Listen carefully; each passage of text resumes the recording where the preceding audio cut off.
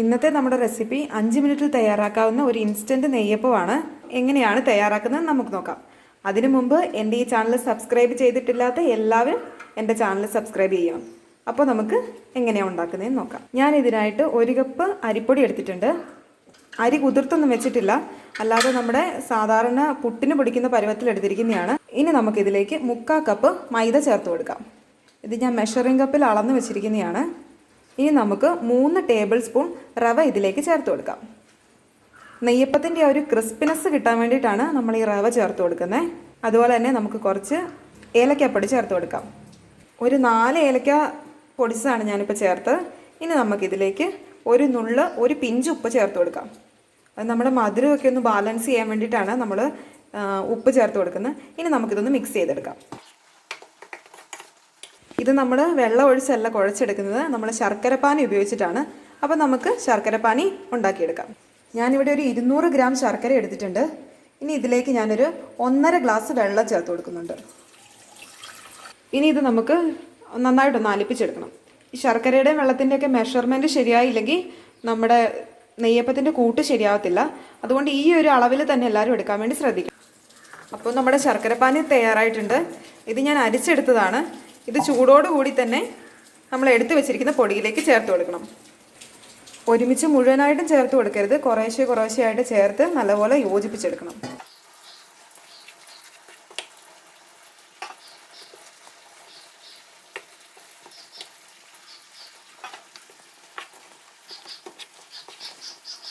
അപ്പോൾ നമ്മുടെ batter ready ആയിട്ടുണ്ട്.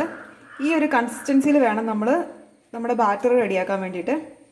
ഇനി ഇതിലേക്ക് നമുക്ക് 1 പിഞ്ച് ബേക്കിംഗ് സോഡ ചേർത്ത് കൊടുക്കണം.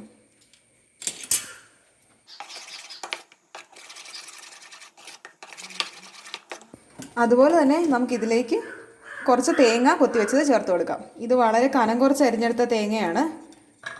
ഇതൊന്ന് ചേർത്ത് നമുക്ക് നന്നായിട്ട് മിക്സ് ചെയ്തെടുക്കാം. അപ്പം നമ്മുടെ ബാറ്റർ റെഡിയാക്കി വെച്ചിട്ടുണ്ട്. അപ്പം നമ്മുടെ ചീനിച്ചട്ടി അടുപ്പത്ത് വെച്ചിട്ടുണ്ട്.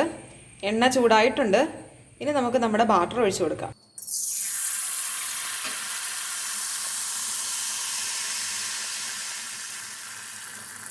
നമ്മുടെ നെയ്യപ്പം നന്നായിട്ട് പൊങ്ങി വരുന്നുണ്ട്. ഇനി നമുക്ക് നമ്മുടെ നെയ്യപ്പം മറിച്ചിട്ട് കൊടുക്കാം. ഇനി നമ്മുടെ നെയ്യപ്പം ആയിട്ടുണ്ട്. ഇനി നമുക്കിത് എടുക്കാം.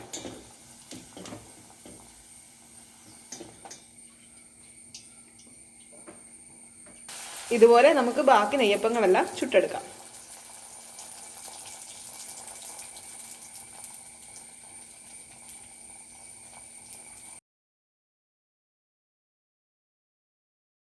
അപ്പോൾ നമ്മുടെ ഇൻസ്റ്റൻറ്റ് നെയ്യപ്പം തയ്യാറായിട്ടുണ്ട്. വളരെ കുറഞ്ഞ സമയം കൊണ്ട് തന്നെ നമുക്കിത് ഉണ്ടാക്കിയെടുക്കാൻ വേണ്ടി പറ്റും. നല്ല ടേസ്റ്റ് ആയിട്ടുള്ളൊരു സ്നാക്കാണ്. എല്ലാവരും ഇത് ട്രൈ ചെയ്ത് നോക്കണം. ട്രൈ ചെയ്ത് ഇഷ്ടപ്പെട്ട് കഴിഞ്ഞിട്ടുണ്ടെങ്കിൽ എല്ലാവരും ലൈക്ക് ചെയ്യുക, ഷെയർ ചെയ്യുക. അതുപോലെ തന്നെ അഭിപ്രായം കമൻറ്റ് ബോക്സിൽ അറിയിക്കുക.